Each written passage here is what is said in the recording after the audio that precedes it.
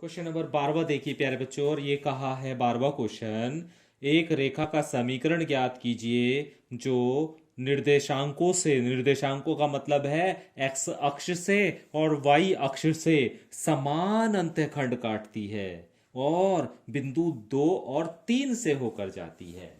तो प्यारे बच्चों, हम जानते हैं, ये बात हम सीख चुके हैं कि ये देखो, ये एक्स अक्ष है, ये एक्स डैश है, वाई अक्ष और वाई डैश ये मूल बिंदु है।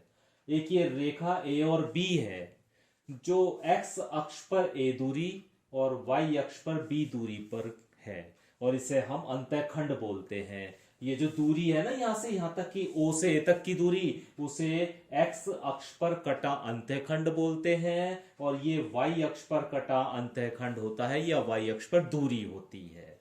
तो ऐसी रेखा का समीकरण जो x अक्ष पर a अंतःखंड और y अक्ष पर b अंतःखंड काटती है, उस रेखा का समीकरण होता है x upon a plus y upon b बराबर 1। ए होता है x अक्ष पर कटा अंतःखंड, ये समझ में आ गया होगा आपको। अंतःखंड, अंतःखंड मतलब ये दूरी जो है आपकी। बी का मतलब होता है वाई अक्ष पर कटा अंतःखंड, यानी ये वाई अक्ष पे जो दूरी होती है। ठीक है, अभी हमें सवाल में ये कहा है कि ये अंतःखंड समान है। अंतःखंड समान है, ये दूरी दोनों की बराबर है। तो मान लिया एक्स अक्ष और वाई अक्ष पर कटा अंतःखंड ए है, ये दूरी भी ए है और ये दूरी भी ए मान ली हमने। तो समीकरण क्या हो जाएगा रेखा का? तो रेखा का समीकरण हो जाएगा x अपॉन ए प्लस वाई अपॉन ए बराबर 1। बी की जगह भी ए आ गया क्योंकि ए बी और बी भी दोनों समान हैं।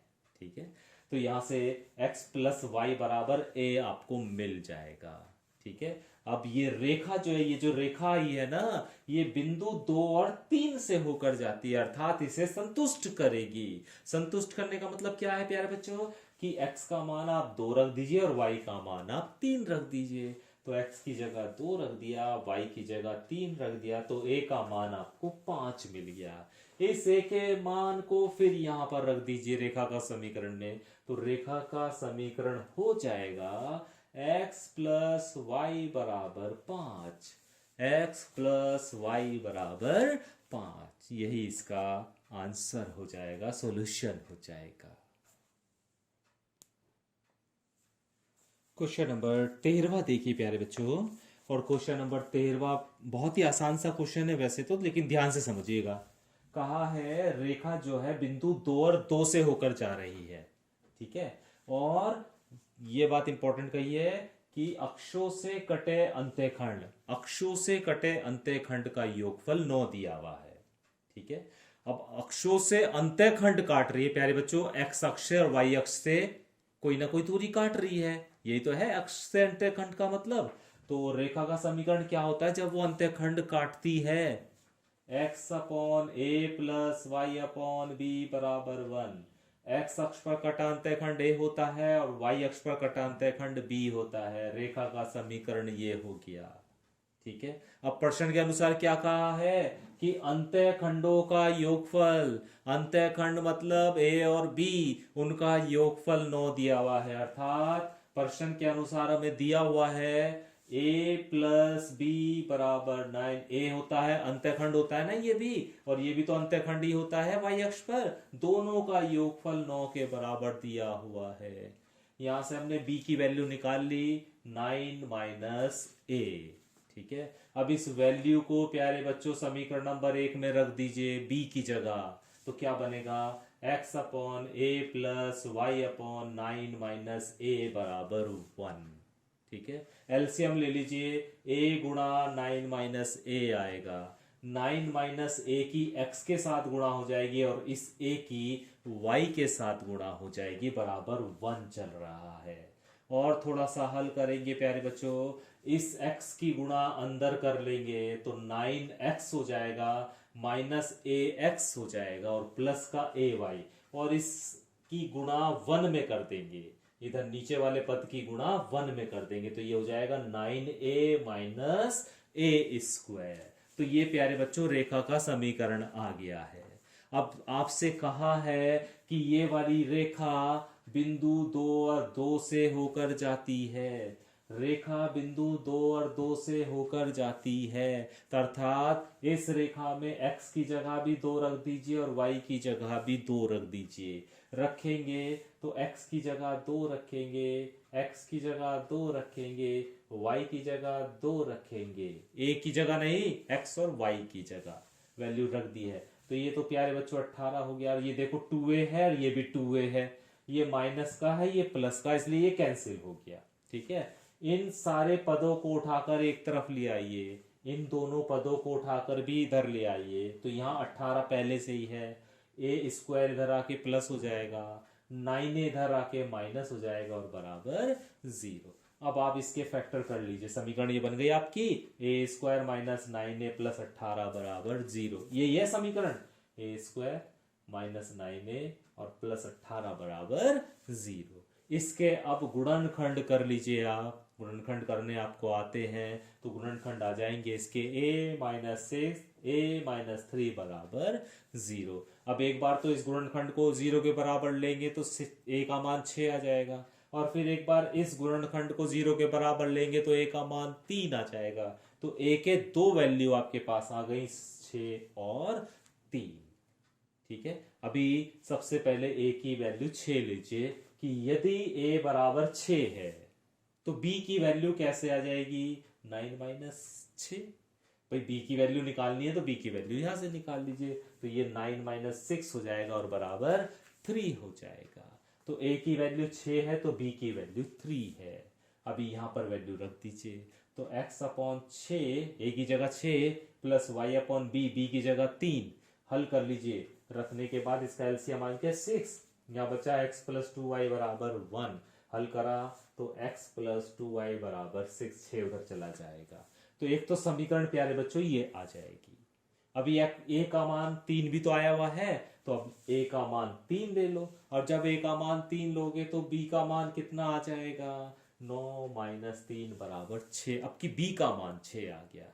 फिर a की और b की वैल्यू को समीकरण नंबर 1 में रख दो, तो रेखा का समीकरण फिर आ जाएगा x upon 3 plus y upon 6 बराबर 1। इसे फिर हल करो, हल करने के बाद आपको समीकरण मिल जाएगी 2x प्लस वाई बराबर 6। हल करने का मतलब समझ में आ रहा है, सिर्फ एलसीएम लेना है इसका, है ना। एलसीएम लेके इसे हल कीजिए, हल करने के बाद आपको ये वैल्यू मिल जाएगी। ठीक है प्यारे बच्चों, तो इस क्वेश्चन को भी आप बहुत अच्छे से ध्यान से कीजिएगा। क्वेश्चन नंबर 14 देखिए प्यारे बच्चों, और क्वेश्चन नंबर 14 में ये कहा है कि बिंदु 0 और 2 से जाने वाली तथा x अक्ष की धन दिशा से 2 पाई बटे 3 का कोण बनाने वाली रेखा का समीकरण याद कीजिए। पहली बात तो ये है आपकी कि 0 और 2 बिंदु से जाने वाली तथा x अक्ष की धन दिशा से 2 पाई अपॉन 3 का कोण बनाने वाली रेखा का समीकरण ज्ञात कीजिए। तो प्यारे बच्चों, थीटा का मान हमें 2 पाई अपॉन 3 दिया है, और 2 पाई अपॉन 3 का मान 120 अंश का इसका मतलब 120 अंश हो गया। अभी m निकालना है, m बराबर होता है आप जानते हैं tan थीटा, थीटा की जगह वैल्यू रख दीजिए तो tan 120, और tan 120 का मान आएगा आपका माइनस का अंडर रूट 3। तो m का मान आ गया प्यारे बच्चों माइनस का अंडर रूट 3, अर्थात प्रवणता जो हो गई वो हो गई माइनस का अंडर रूट 3। बिंदु हमें ये पता है 0 और 2, प्रवणता हमने ये निकाल ली। अब हमें रेखा का समीकरण निकालना है, तो रेखा का समीकरण होता है y minus y one equal to m गुणा x माइनस x1। x1 और y1 का मतलब है बिंदु, और m का मतलब है प्रवणता। तो y1 है आपका 2 और x1 है आपका 0 और m है आपका माइनस का 3। वैल्यू रख दीजिए, y1 की जगह 2 रख दिया, x1 की जगह 0 रख दिया, और m की जगह माइनस अंडर रूट 3 रख दिया।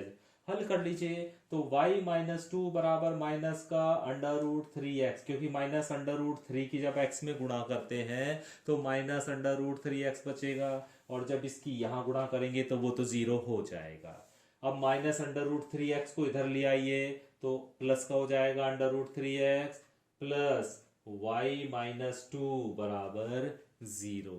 तो ये समीकरण आ गई जिसकी प्रवणता -√3 है और जो बिंदु 0 और 2 से होकर जाती है उस रेखा की प्रवणता उस रेखा का समीकरण ये आपको प्राप्त हो जाएगा।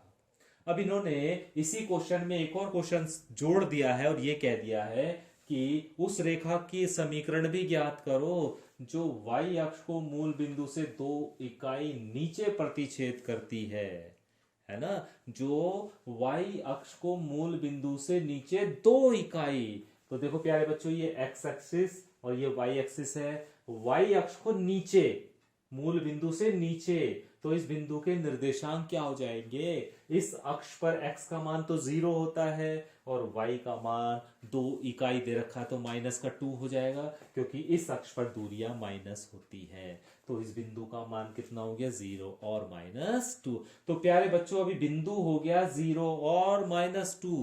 पहले बिंदु था 0 और 2, लेकिन अभी जो बिंदु हो गया वो हो गया 0 और -2। प्रवणता वही है, प्रवणता वही है। ठीक है, अब फिर रेखा का समीकरण निकालिए, वो वही होता है। फॉर्मूला यहां लिखा हुआ है, y1 की जगह -2 रख लीजिए, x1 की जगह 0 रख लीजिए, हल कर लीजिए। हल करने के बाद आपको आपकी समीकरण मिल जाएगी √3x + y + 2 = 0। ठीक है, तो प्यारे बच्चों, इन सभी क्वेश्चंस को जो भी आज आपको कराए हैं, इन्हें अच्छे से समझकर आप अवश्य रूप से इन क्वेश्चंस का रिवीजन साथ के साथ करते रहें, क्योंकि थोड़े से लेंथी क्वेश्चन हैं, है ना। अगर आप इन्हें अब लापरवाही में छोड़ दोगे तो फिर आगे जब आप इन्हें पढ़ोगे तो हो सकता है आपको अच्छे से समझ में ना आए। इसलिए साथ के साथ प्यारे बच्चों, इन्हें क्वेश्चंस को आप रिवाइज करते चलें। Thank you very much.